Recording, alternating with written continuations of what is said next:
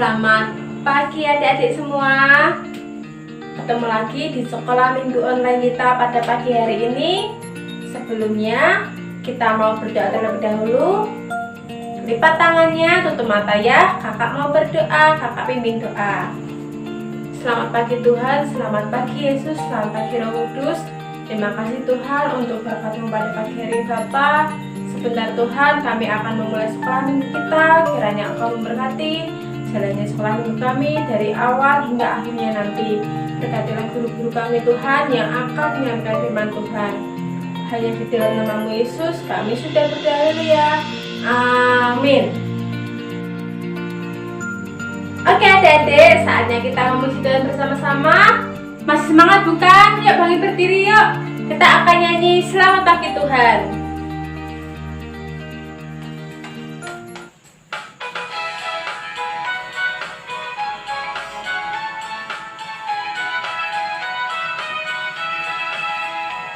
Selamat pagi Tuhan, tak lupa terima kasih.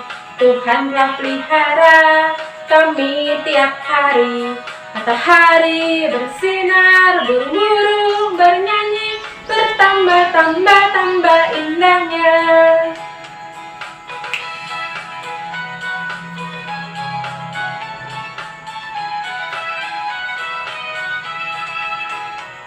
Selamat pagi Tuhan, tak lupa terima kasih. Tuhan telah pelihara kami tiap hari. Matahari bersinar, burung-burung bernyanyi, bertambah-tambah indahnya.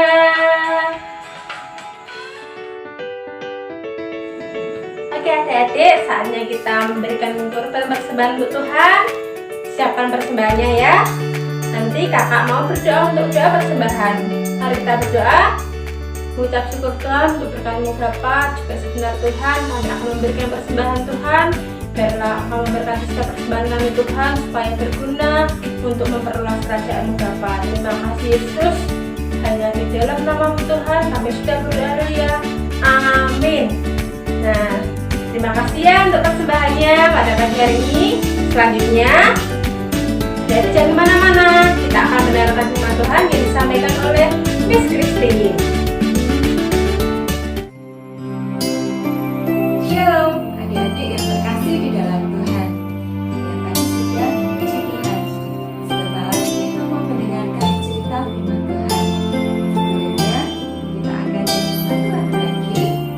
Kita sama-sama dengan sukacita dan siapkan hati kita untuk mendengarkan firman Tuhan.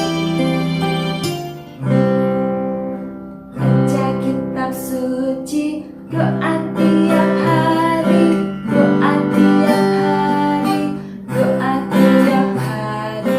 Baca kitab suci, doa tiap hari dalam waktu, dalam waktu,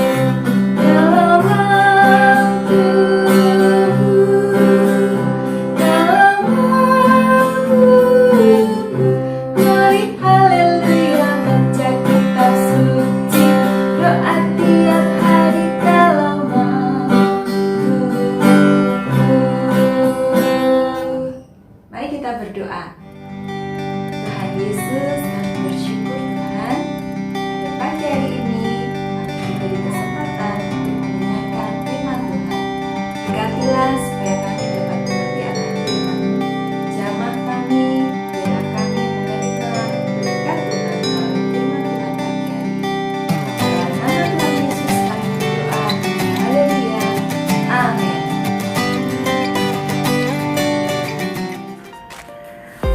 Pada minggu-minggu sebelumnya kita sudah mengikuti perjalanan bangsa Israel saat mereka bersiap-siap untuk pergi dari Mesir menuju ke tanah perjanjian, yaitu tanah Kanaan. Bangsa Israel keluar dari Mesir dengan gembira dipimpin oleh Musa dan Harun. Tetapi tiba-tiba tentara Mesir mengejar mereka. Mereka hendak lari, tapi di depan mereka ada laut yang luas, yaitu Laut Teberau. Tuhan menyatakan mujizatnya. Laut Teberau terbelah menjadi dua, Mereka bisa menyeberangi laut tersebut dengan berjalan di atas tanah yang kering. Setelah lepas dari musuh, mereka harus melewati padang pasir yang panas dan kering. Tiba-tiba persediaan air mereka habis. Aduh, mereka bingung dan takut. Lalu apa yang mereka lakukan? Tuhan kembali menyatakan mujizatnya. Keluarlah air dari batu yang bisa digunakan oleh bangsa Israel untuk minum sepuasnya. Mereka berjalan lagi. Tuhan memimpin mereka sampai di Gunung Sinai. Di situ Tuhan menampakkan diri dan memberi hukum-hukum kepada mereka. Akhirnya mereka sampai di tepi sungai Yordan. Mereka harus menyeberangi sungai tersebut. Nah, kali ini kita akan mengikuti bagaimana perjalanan bangsa Israel bisa menyeberangi sungai Yordan.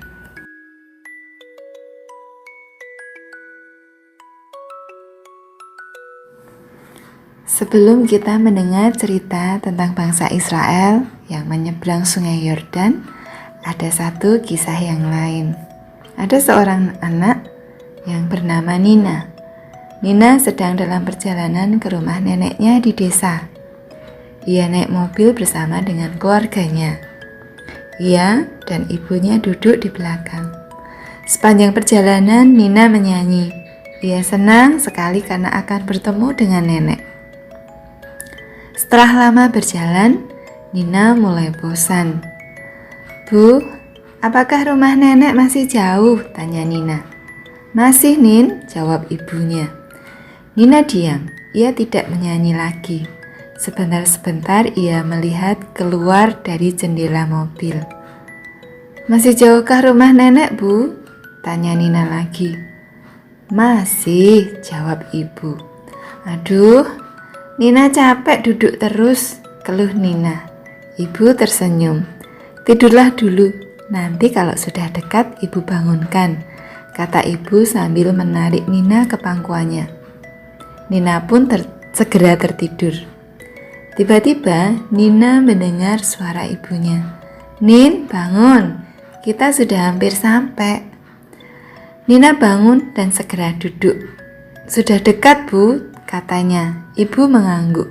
"Asik," seru Nina. "Akhirnya kita sampai."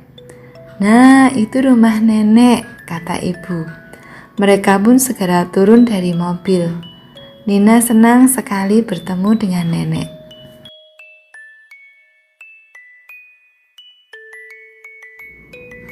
Seperti Nina, bangsa Israel juga harus berjalan jauh sekali. Melewati padang gurun, gunung dan lembah menuju negeri yang Tuhan janjikan. Mereka sering bertanya-tanya, apakah negeri itu masih jauh? Kami sudah lelah, ingin segera sampai. Memang mereka sudah lama sekali berjalan. Musa, pemimpin mereka, sudah meninggal. Sekarang mereka dipimpin oleh Yosua. Akhirnya saat yang dinanti-nantikan itu tiba. Yosua berkata bahwa mereka sudah dekat ke negeri perjanjian. Bangsa Israel sangat senang karena sebentar lagi mereka akan sampai. Mereka berjalan lagi. Akhirnya sampailah mereka di tepi sungai Yordan. "Negeri itu ada di seberang sungai Yordan," kata Yosua. "Oh, sudah sangat dekat." Mereka ingin segera berangkat. Tapi, bagaimana caranya menyeberang sungai Yordan? Air sungai sangat deras dan dalam. Dan di situ tidak ada perahu maupun jembatan. Orang Israel mulai gelisah. "Yosua, bagaimana cara kita menyeberang?" tanya mereka. "Di sini tidak ada perahu maupun jembatan. Apakah Tuhan memberitahukan caranya padamu?" tanya mereka lagi. Yosua mengangguk sambil tersenyum. "Kemari dekat-dekat," kata Yosua. "Aku akan memberitahukan apa yang Tuhan katakan kepadamu." Bangsa Israel berkeliling di sekitar Yosua. Mereka ingin tahu apa kata Tuhan. Tuhan berkata, "Jangan takut, karena Tuhan ada di tengah-tengah kita. Tuhan akan menolong kita menyeberang sungai Yordan dengan cara yang ajaib," kata Yosua. Mendengar itu, mereka sangat gembira. "Siapkan dirimu," kata Yosua. "Besok Tuhan akan melakukan perbuatan yang ajaib." Bangsa Israel pulang ke kemah mereka dengan senang hati. Keesokan harinya, pagi-pagi benar, bangsa Israel sudah bersiap-siap untuk berangkat. Mereka melipat kemah, membereskan barang-barang, dan menunggu perintah Yosua.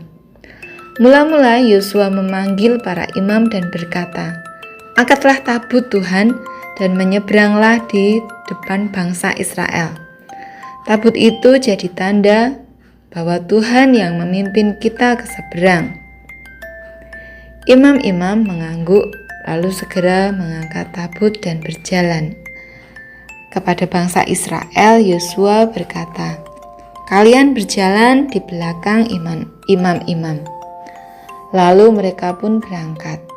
Setibanya di tepi sungai yang deras, imam-imam tidak berhenti. Mereka memasukkan kaki mereka ke dalam sungai. "Oh," seru bangsa Israel, dan tiba-tiba sesuatu yang ajaib terjadi. Air sungai berhenti mengalir, sehingga imam-imam tidak tenggelam. Mereka dapat berjalan di atas tanah yang kering. Bangsa Israel memandang dengan sangat heran. Imam-imam terus berjalan sampai ke tengah sungai. Di situ mereka berhenti. Sekarang giliran orang-orang Israel menyeberang. Bapak-bapak, ibu-ibu, anak-anak, dan semua ternak mereka menyeberang cepat-cepat. Mereka sampai di seberang dengan selamat. Tuhan sudah menolong mereka dengan sangat ajaib. Setelah semua menyeberang, Yosua menyuruh beberapa bapak untuk mengangkat batu-batu besar dari tengah sungai dan menyusunnya di seberang. "Untuk apa?" tanya mereka kepada Yosua. "Sebagai tanda bahwa Tuhan sudah menolong kita menyeberang sungai dengan ajaib." Setelah itu Yosua menyuruh imam-imam untuk naik ke seberang. Ketika mereka keluar dari sungai, tiba-tiba sungai itu mengalir deras kembali seperti semula. Bangsa Israel bersorak-sorai memuji Tuhan. "Terima kasih Tuhan, karena Tuhan sudah menolong kami menyeberang sehingga kami dapat masuk ke negeri perjanjian dan tinggal di dalamnya." Batu yang disusun oleh bangsa Israel itu berjumlah 12. 12 batu itu sebagai peringatan Tuhan menyertai bangsa Israel dengan begitu ajaib. Mereka dapat menyeberang sungai Yordan dengan selamat. Kalian sudah mendengar cerita firman Tuhan. Miss Christine punya 3 pertanyaan. Yuk, coba dijawab ya. Pertama, siapakah yang memimpin bangsa Israel memasuki tanah perjanjian setelah Musa meninggal? Jawabannya adalah ya, benar, Yosua. Kemudian pertanyaan kedua, apa yang terjadi dengan sungai Yordan sehingga bangsa Israel bisa menyeberang sungai tersebut? Jawabannya, sungai Yordan alirannya bisa berhenti mengalir dan di situ ada daratan yang kering sehingga bangsa Israel bisa menyeberang. Yang ketiga, ada berapa jumlah batu sebagai peringatan